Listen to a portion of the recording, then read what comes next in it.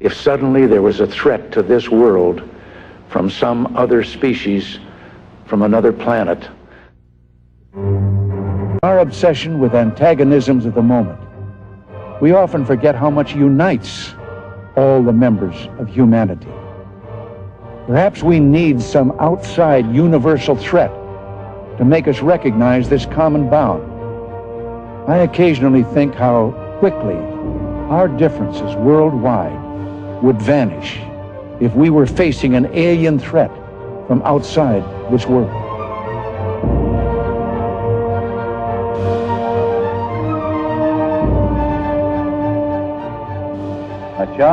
This is just the beginning. And space is the inescapable challenge to all the advanced nations of the earth. And to establish the United States as the preeminent spacefaring nation. First for the coming decade, for the 1990s, space station freedom.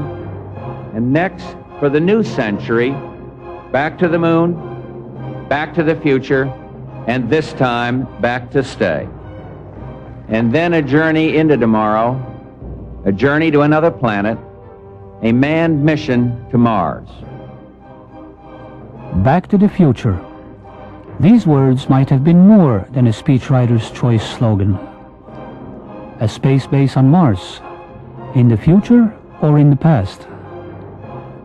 There is evidence that a space base existed on the planet Mars in antiquity. And what is even more startling is that it might have been reactivated before our very own eyes. Is it possible then that what our civilization is discovering today about ourselves, our beginning, our planet, our corner of the universe, even the heavens, is a drama that could be called Genesis Revisited? Only a rediscovery of what had been known to our earliest civilizations?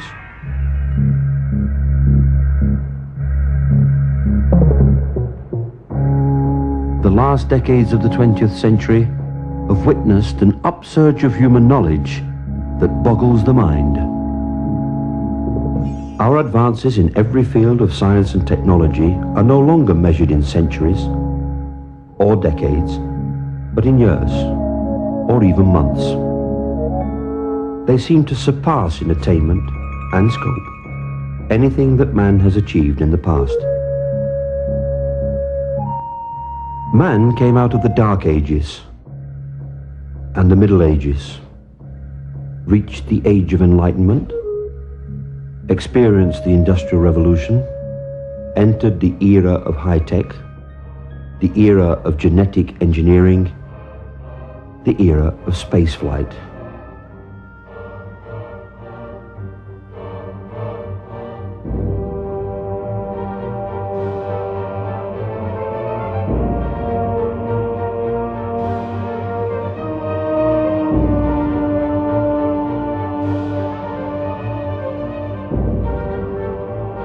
Shadow.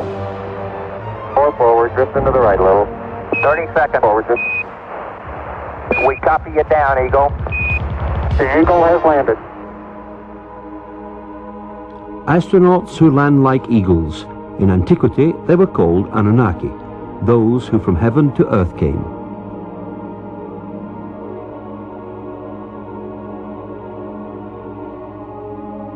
The possibility that modern science is catching up with ancient knowledge has brought mankind to the first chilling incident in a war of the worlds.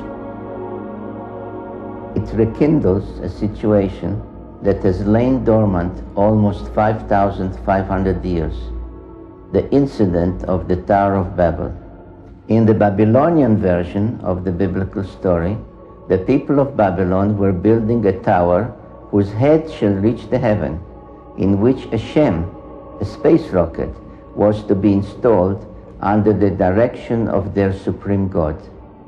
But the other deities were not amused by this foray of mankind into the space age. Yahweh came down to see the city and the tower which the humans were building. And he said to unnamed colleagues, This is just the beginning of their undertakings. From now on, anything that they shall scheme to do shall no longer be impossible for them. Come, let us go down and confuse their language so that they should not understand each other's speech. Genesis chapter 11. I'm Zechariah Sitchin. I devoted a lifetime to the study of ancient civilizations, ancient languages, their art, their beliefs, and the knowledge that they had. And the question is, when you study, when you look at all that, is it myth, is it mythology, or did it really happen? I believe it all really happened. You are invited to join me in a journey in a time machine. A magical journey taking us to the past through the work and achievements of archaeology. Ancient knowledge. How much did they really know? How much do we know about them? Thanks to archaeology, we now know that man's first great civilization blossomed out almost 6,000 years ago.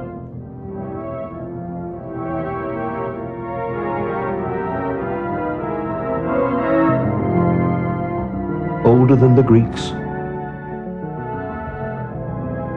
older than the Mayas, older than the Incas, older than the Egyptians. The oldest civilization in our history. The people who bequeathed it to us are called Sumerians, after the name of their land Sumer, in the Great Plain between the Euphrates and Tigris rivers, today's Iraq. The book of Genesis called that land Shinar. For many years, the references to ancient kingdoms in old scriptures were either ignored or disbelieved, considered simply myth.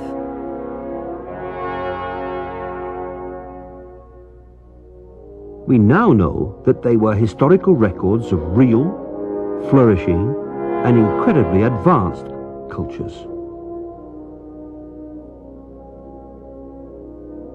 We are now entering a temple that is actually 6,000 years old.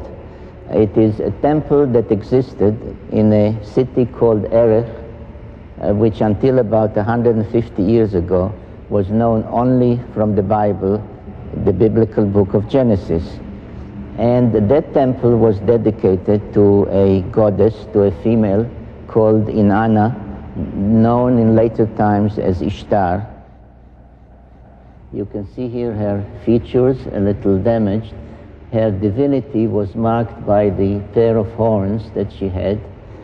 She held a jar with the water of life, and she was surrounded as a decoration, but perhaps also symbolically, with a symbol that some refer to as entwined snakes, which was the symbol of science in those days, 6,000 years ago. Some find in it a precursor of the Egyptian Ankh, which was the symbol of life and creation. And it really was a symbol of genetic manipulation of DNA. She also engaged in other activities, among them flying in the skies of Earth and also being an astronaut almost 6,000 years ago. In ancient Mesopotamia, the secrets of celestial knowledge, of astronomy, were guarded, studied, and carefully handed down by astronomer priests. They often kept this special knowledge on cylinder seals like this one.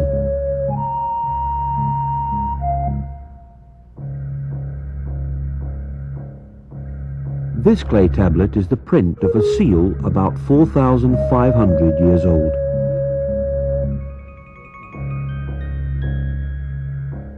It depicts the scene of the god Enlil granting to mankind the plough, the beginning of modern agriculture.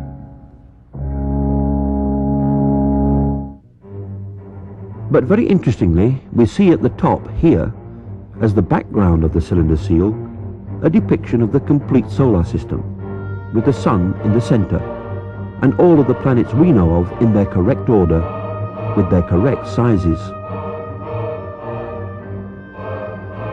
Plus, one more planet, which is still unknown to modern science, but is being actively searched for, because it does exist, as astronomers now concur with ancient knowledge.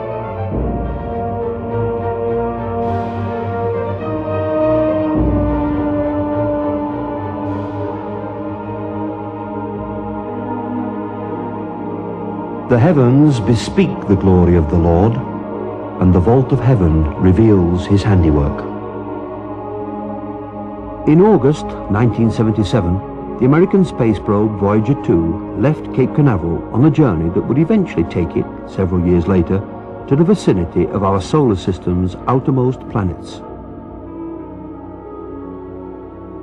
What Voyager discovered once it arrived there fully corroborates ancient knowledge.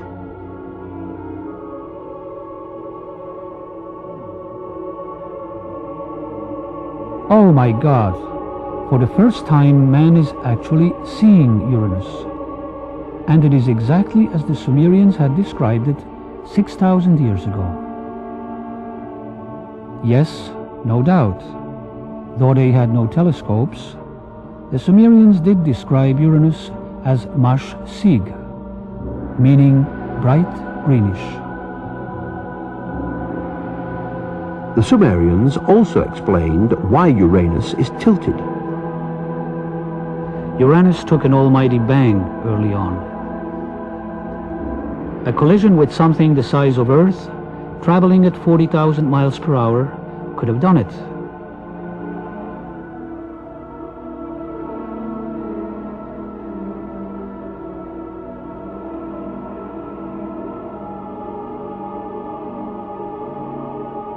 What a strange feature.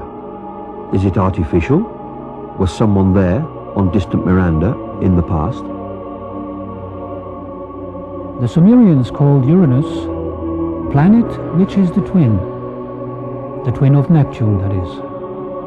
Were they right? Now we can confirm the Sumerian description of Neptune as a blue-green planet. Obviously, the Sumerians must have known.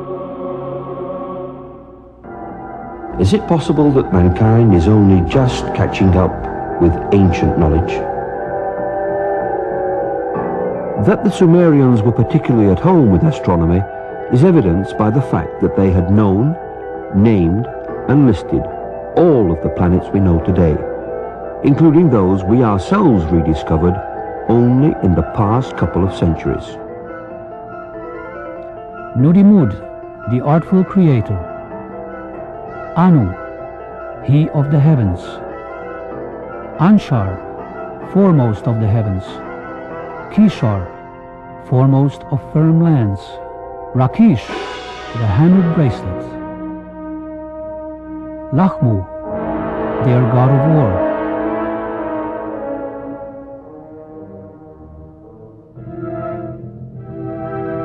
Ki, the seventh planet. We call it Earth.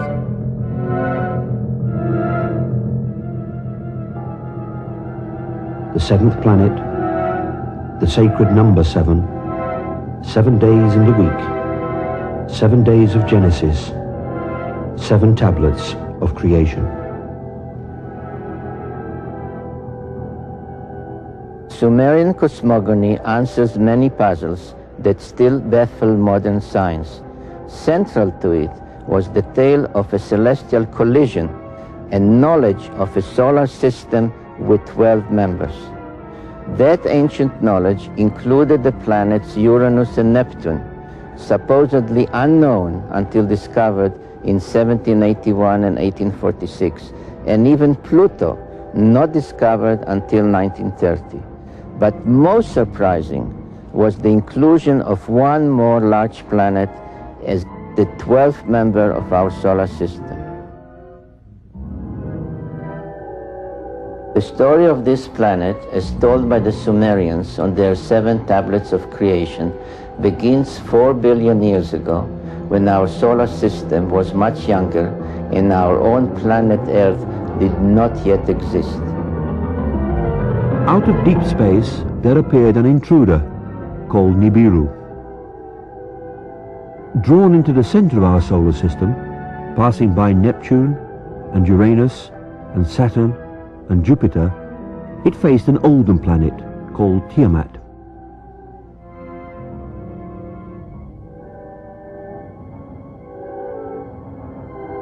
When Nibiru, traveling clockwise, came close to Tiamat, which was traveling counterclockwise, its satellite struck Tiamat and cracked it.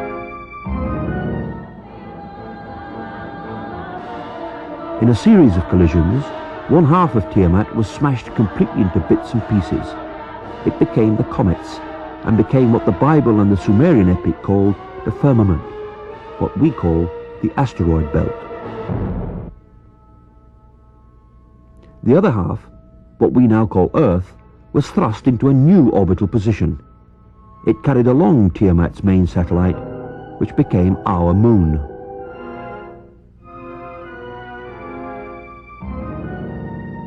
Nibiru itself was caught into a permanent clockwise orbit around our Sun, returning to our neighborhood once in every 3,600 years and forever becoming the 10th planet of our solar system. This tale of creation echoed through all the ancient cultures, becoming part of the scientific knowledge that we find in the Old Testament, in the creation story of Genesis. Modern astronomy and recent discoveries corroborate this millennia-old tale. So, according to ancient knowledge, Earth was not originally a member of the solar system. It was the cleaved-off half of Tiamat, the planet destroyed in the celestial collision. And Elohim said, "Let the waters under the heaven be gathered together into one place, and let the dry land appear." And it was so. And Elohim called the dry land Earth, and the gathering together of the waters he called seas.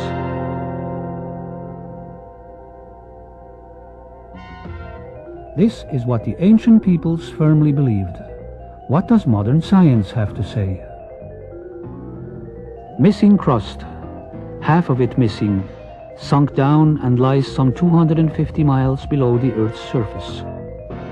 The most obvious place for the missing crust, where planet Earth was wounded, is the Pacific Ocean, now 7 miles deep. How deep was it 200 million years ago? How large was the wound 500 million years ago? 1 billion years ago? 4 billion years ago? What caused the wound? A cataclysm.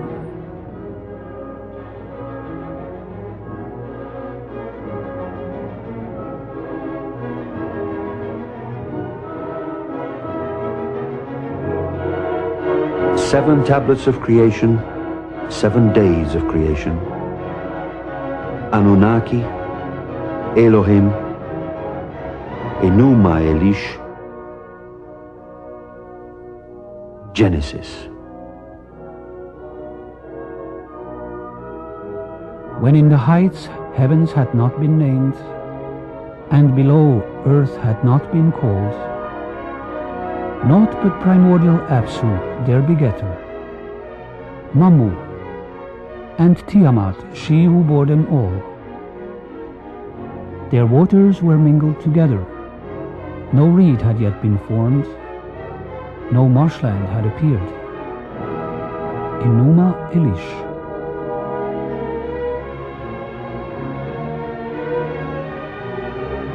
In the beginning God created the heaven and the earth. And the earth was without form and void, and darkness was upon the face of the deep. And the Spirit of God moved upon the face of the waters. And God said, "Let there be light," and there was light. Genesis chapter 1. If we apply the knowledge of the Mesopotamian text to the biblical text, the correct reading of the book of Genesis emerges especially with regard to waters.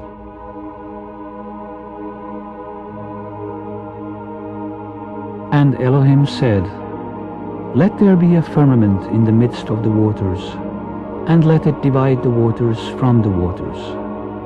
And Elohim made the firmament, dividing the waters which are under the firmament from the waters which are above the firmament. And Elohim called the firmament heaven. Upper waters, lower waters. What did the Bible mean by that? What has modern science discovered? The Sumerians described Uranus and Neptune as watery planets.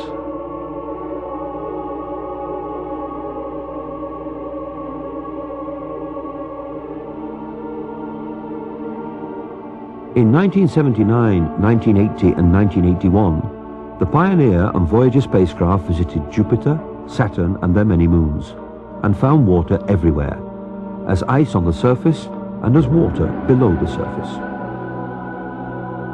There was water on Io, a moon of Jupiter, and on Jupiter's moon Europa, on Saturn's moon Enceladus, and its moon Tethys, and in the magnificent rings of Saturn. Modern science has confirmed the ancient assertion to the full. There indeed have also been waters above the firmament. A most spectacular corroboration of the presence of waters above came with the return of Halley's Comet to our vicinity in 1986.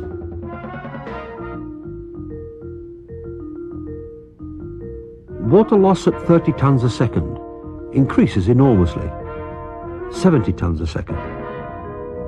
Don't worry, it has enough water left to last thousands of more orbits.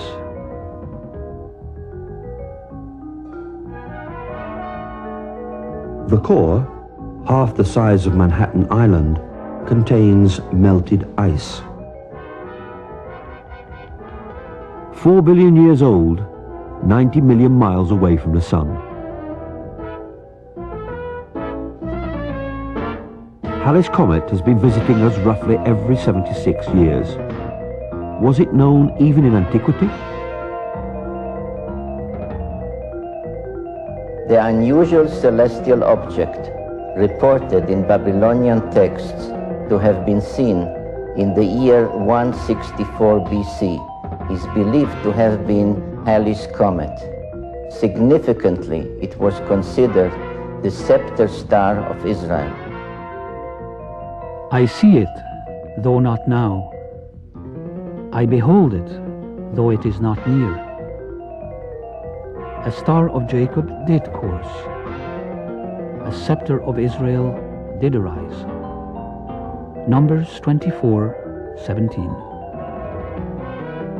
Halley's Comet and its likes are truly the messengers of Genesis. And what about waters below the firmament? Data obtained by unmanned spacecraft in the 1970s, and again in 1990 and 1991, reveal that Venus may have had seas, lakes and rivers in the past. Even Mercury, so close to the Sun, had an icy past and still has water ice at its poles. When the Italian astronomer Schiaparelli announced last century that he had seen canals on Mars, he was disbelieved.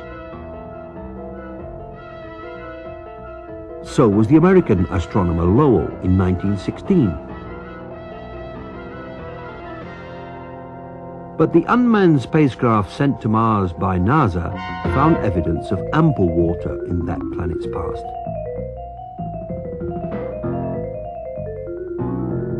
We are forced to no other conclusion but that we are seeing the effects of water on Mars.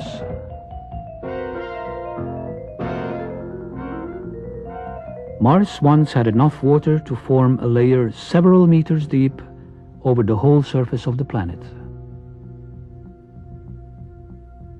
So, what had started out as a dry and barren planet has emerged in the past decade as a planet where water was once abundant. Mars has joined Venus and Earth in corroborating the Sumerian concept of water below the firmament.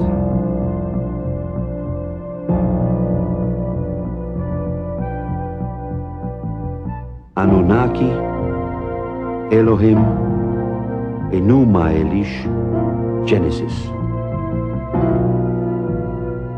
Of all the mysteries confronting mankind's quest for knowledge, the greatest is the mystery called life.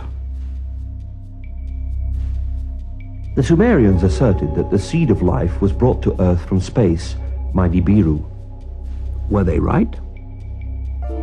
Life on Earth began when stray comets carrying the building blocks of life crashed into the primitive Earth. Scientists find evidence for this in meteors falling to Earth.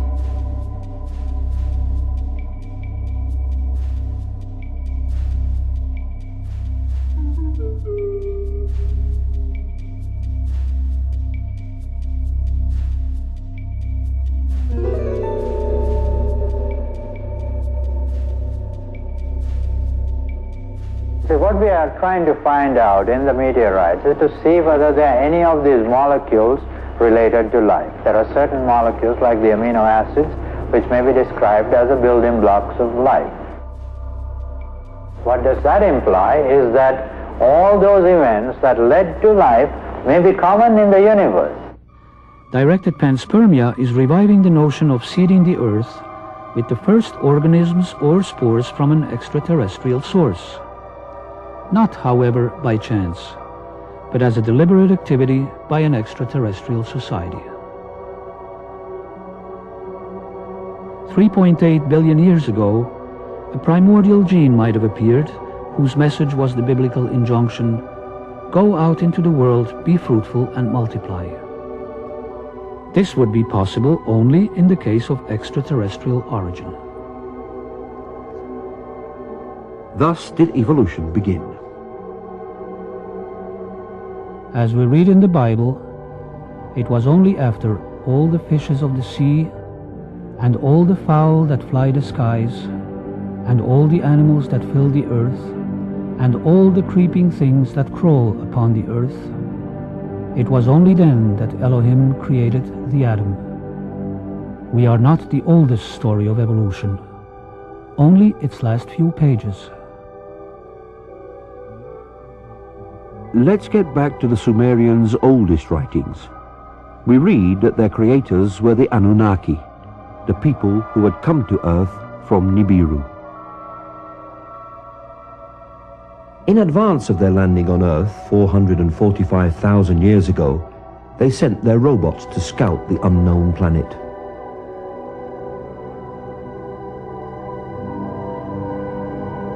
"150,000 years later, the Anunnaki created man. They made us Earthlings to mine in Africa the gold they needed to save their home planet's dwindling atmosphere. How was the Adam created? According to the Sumerians, it was by genetic engineering, a fertilization in vitro in glass tubes, as depicted in this rendering on a cylinder seal. Adam was the first test tube baby. Let us make the Adam in our image and likeness. Genesis 1:26. They made us in their image. Therefore, they are like us. They have a far developed space technology. Nibiru comes into our vicinity every 3,600 years, and then they revisit us. Every time they give us opportunities for a sudden technological jump, for better medicine, for a greater science, for a better agriculture, as they have already done in our recent and ancient past. According to the Bible, the Babylonians once tried to reach their gods in heaven, the Anunnaki, by building the Tower of Babel. Today, we would call it a launch tower. What was the target of that endeavor? According to Zechariah Sitchin, it was Mars, our neighbor planet. The 12 members of our solar system were identified in Mesopotamia by specific symbols. Some as for Mars, Earth and Venus, indicated their position numerically, as on this ancient stela. We see the sun with its many rays. We see the symbols standing for 4 of them in the bottom row. We see another 4 depicted standing on their cult animals, but really it's a symbolism connected with the zodiac. We see the moon, and we see the earth symbolized by the 7 dots, which indicated the position of the earth from the outer limits of the solar system, counting or coming in inwards by somebody flying into from outer space. The 7 dots of Earth and its crescent moon and the 6-pointed star of Mars are revealing clues in this 4,500-year-old Sumerian depiction. It shows 2 figures standing on either side of a craft, a spaceman on Earth on the left greeting a spaceman on Mars. Running water must have existed on the red planet in relatively recent times, geologically speaking. Some believe Mars may have been habitable as little as 10,000 years ago. In the 60s and 70s, the United States launched the Mariner and Viking spacecraft to explore Mars. In one area, called Cydonia, among other puzzling features, a stone carving was seen that looked amazingly like a human face. At other sites on Mars, features could be seen which resemble enigmatic structures on Earth. This is a feature on Mars that NASA nicknamed Inca City. Sacsayhuaman, Peru.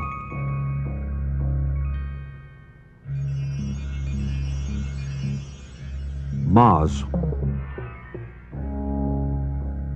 Nazca, Peru, attributed to the gods.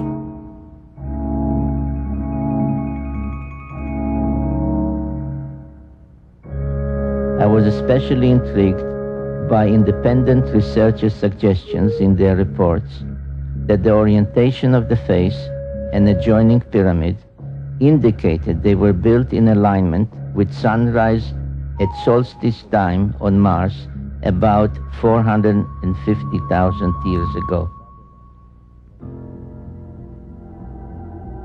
According to my conclusions, the Anunnaki had first landed on Earth about 450,000 years ago. It was perhaps no coincidence that the 2 dates coincide.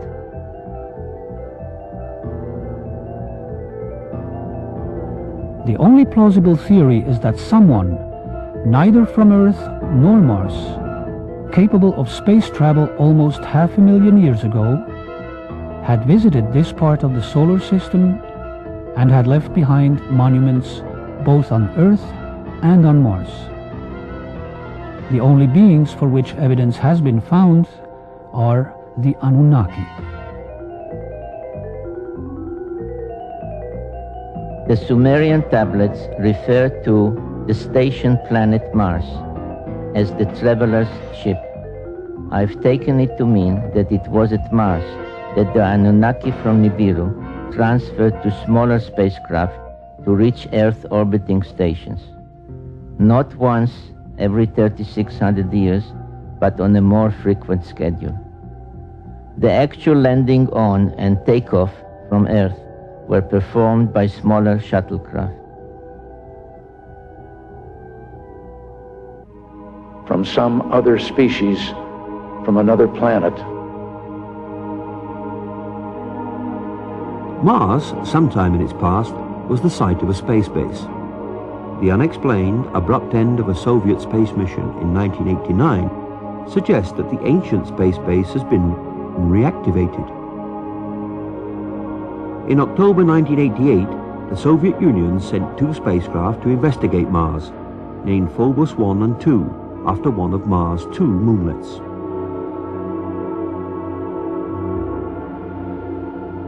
Although launched by the Soviets, the mission actually represented an international effort of an unprecedented scale, with more than 13 European countries participating officially. and British and American scientists participating personally, though with their government's knowledge and blessings. Phobos 1 was somehow lost on its way in September 1988. But Phobos 2 did make it to Mars and operated perfectly, sending back to Earth images from the surface of Mars.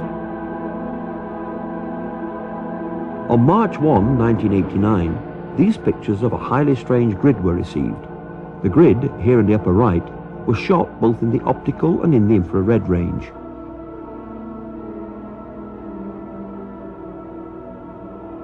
Later, they were merged into this composite.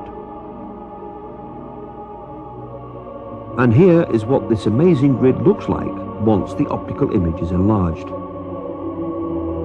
Then, for the next 24 days, no other pictures were released. On March 26, Phobos 2 sent back images, taken just south of the Martian equator, of this uncanny elliptical shape, aligned with this long linear strip stretching for 300 kilometers.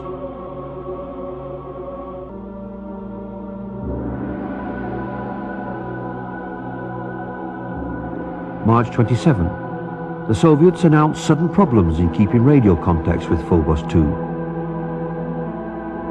March 30, the Soviet evening TV news Vremya. Good evening. Tonight we start out with a scoop, a sensational item. News of a report by Western observers that an accident, a catastrophe, has happened to the Soviet space probe Phobos, which is part of an international program in which some 40 countries participate. But now, the facts. This here represents a unique phenomenon. Before now, no one had ever taken such detailed infrared pictures of Mars. What part of the planet? This one here? Approximately, more or less in this area here, marked red. And then there is a very clearly outlined strip starting here and ending here. A strip about 20 to 25 kilometers wide, which is visible in both the optical and infrared range. These are shots taken on one and the same day. This shadow actually appeared all of a sudden. Why am I calling it a shadow? Because you can see things through it. So this is an object not suspended about the surface, but actually located on the surface itself? Yes, of course. This elliptical shadow then, is it in Mars' atmosphere or on the planet's surface? Or is it difficult to tell? One thing is for sure, this something is not positioned horizontally. Well, to me it looks like a rocket taking off from the surface of Mars and leaving a trail behind. What do you think about that? Well, if you'd want to fantasize, it could be interpreted that way too. Now we think we ought to look at the real circumstances that have caused that trail, even though they haven't yet been fully clarified. That's more likely to be the shadow of some object, since surface elements can be seen through it.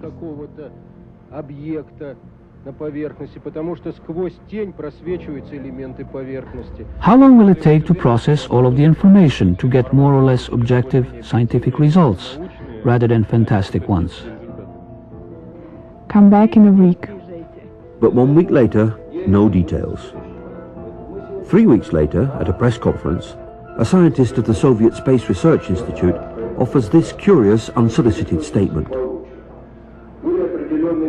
It does take a minimum of precision criteria to obtain on the image these spots, which some would like to call flying saucers, that appeared within the visual field of the infrared range. It must be pointed out that the flying saucer version is not ours. We'd have wanted it to all be that way. Actually, at first we were saying that there was no flying saucer, that surely all that we saw could be explained in understandable, natural and physical terms.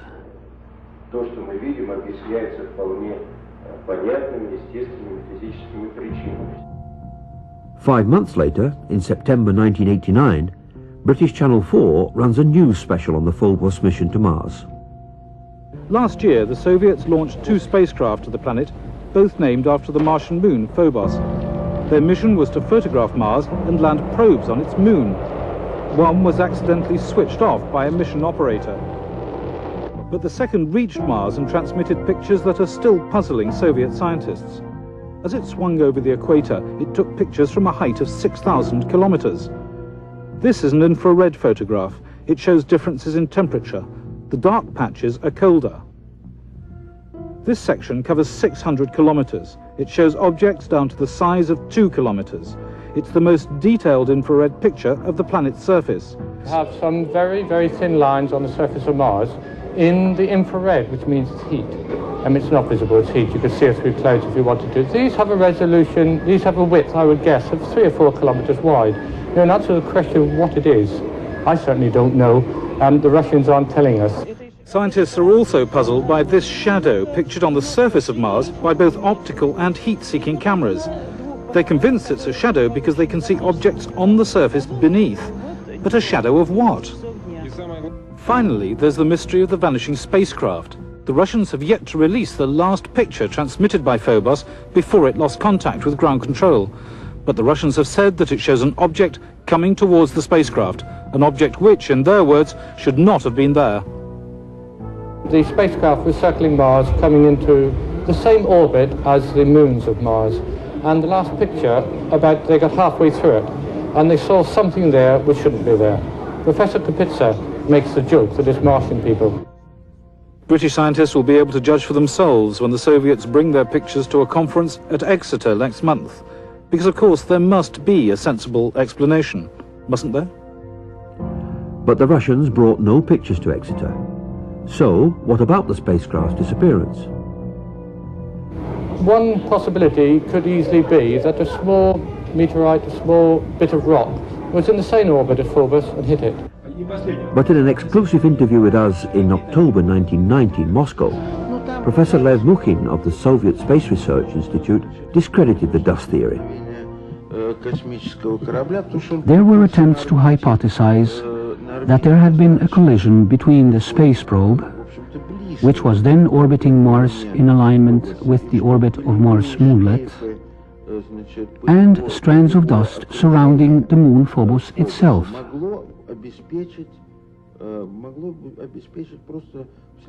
But some fairly accurate computations made by several organizations and by our institute as well have shown that this assumption is totally baseless.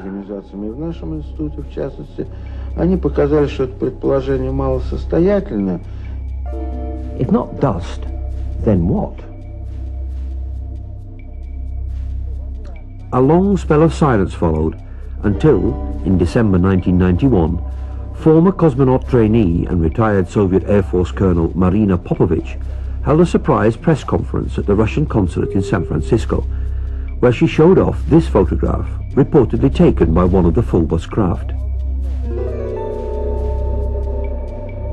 It shows in the foreground a strange shape, which Marina Popovich called an unidentified flying object, what we refer to as a UFO, clearly set off against what appears to be Mars moonlit Phobos in the background.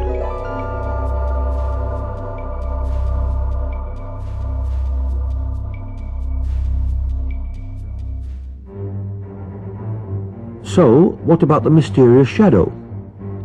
Well, the Russians said it turned up all of a sudden, that it was something that shouldn't have been there, a shadow of some object above the Martian surface. But that's not all. In April 1992, as we examined these other images, all taken within minutes from each other, we discovered that the shadow had actually been moving.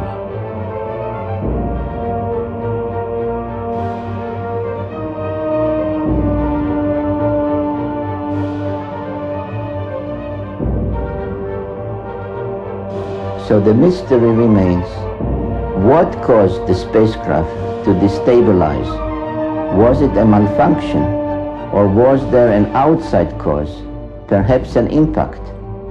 The question that arises is indeed a simple one.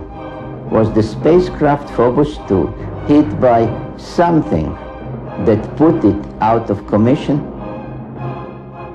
The circumstances in which Phobos 2 was lost suggest that someone might be back on Mars, someone ready to knock out what to them is an alien spacecraft. It's one small step for man, one giant leap for mankind. If we can go out into space, could someone from space come here? When NASA launched the Pioneer 10 spacecraft in 1972, it attached to it a golden plaque.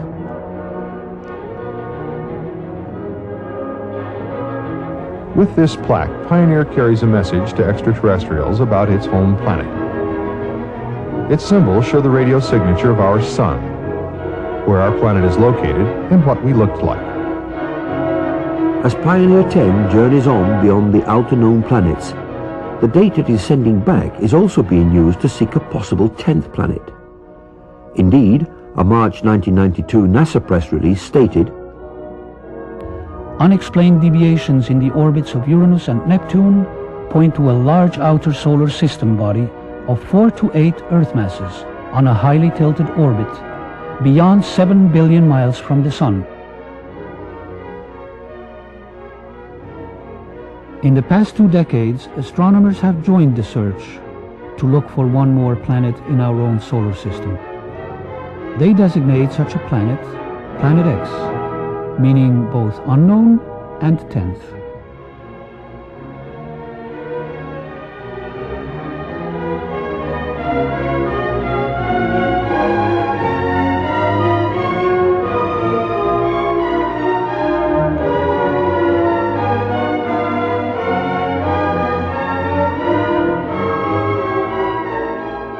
Maybe you wish to tell us in a few minutes the nature of those discoveries.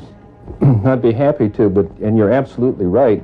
And as a matter of fact, the date on here, I was just noticing, is 14 August 1978, which was just about 6 weeks after we discovered the fact that Pluto has a satellite. Once you have a satellite for a planet, you can determine how heavy it is. It turns out Pluto was very much smaller and lighter weight than we had thought, which meant that Pluto has no influence, no appreciable influence on the motions of the planets Uranus and Neptune. At that point, we voiced a hypothesis that this means that there is at least one yet to be discovered planet in the outer reaches of the solar system, and this naturally led directly to you and your interest in what we're doing, and that's when you sent me this book. You have then postulated the existence or the appearance in some time years ago of a celestial body which you, I think, named in that paper an intruder. Yes. Which may have collided with or somehow turned on their side both Uranus and Pluto. It did a lot more than that, as a matter of fact. In that paper, we hypothesized that this intruder passed very close to Neptune, that it dislodged one of what we then think were many satellites of Neptune, and one of them became the planet Pluto. We actually think Pluto was an escaped satellite of Neptune. This will also take the orbit of Triton, the big satellite of Neptune, and reverse it. We'll take the orbit of the satellite Nereid and extend it outwards. We can produce all of the observed aspects of the satellite system of Neptune plus Pluto's orbit just with this one single intruding planet. One of the things we did in 1978, having made this prediction that there was an additional planet, 10th or 12th, depending on your point of view, but it's the next one, we sort of put our money where our mouth was, as it were, and we went out and we started looking for this thing. And we've been searching for 12 years for this thing. We've been able to refine the search area somewhat, get it rather narrowed down. We do our predictions based on the observed anomalies in Uranus and Neptune. We actually are currently looking down in the region of Centaurus, which is just south of the constellation Libra, but very close to the area that you've talked about. I think, Dr. Harrington, you have a pretty good picture, at least in your own mind, of what we are talking about: a big planet, a small planet, Well, if it is in the kind of orbit that we describe here, it would have to be a planet that would have a mass something like 3 to 5 times the mass of the Earth. This would put it intermediate between the gaseous planets like Uranus and Neptune and the terrestrial planets that we have in the inner part of the solar system. So if this planet turns out to be in a 3,600-year orbit, then its mass will be correspondingly larger. But we're talking about something it's a perfectly reasonable kind of planet. It looks like a good, nice planet, small enough that it's not going to be completely enveloped in gas, so it's perfectly capable of supporting life forms of one kind or another. This one here is a map of the solar system as we know it. The inner planets, this is the orbit of planet Pluto, and this here is the orbit that I have proposed for the 10th planet, and here's where we think it is right about now in its orbit. This is your orbit for the planet, yes. And showing that it would come out of Sagittarius in biblical time, and that once you allow for precession, it would be around into Libra by now, which is, again, approximately the area that we're looking in. If Planet X exists, we are not alone in this solar system. Astronomers are so sure of the 10th planet, they think there is nothing left but to name it. Alone he stretches out the heavens and treads upon the farthest deep. He arrives at the Great Bear, Orion and Sirius, and the constellations of the south. He smiles his face upon Taurus and Aries. From Taurus to Sagittarius he shall go. The books of Job and Amos. Is modern science really catching up with ancient knowledge?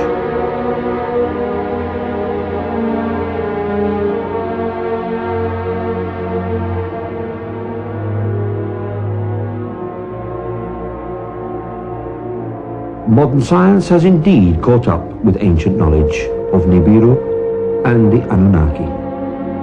And man knows, once again, that he is not alone.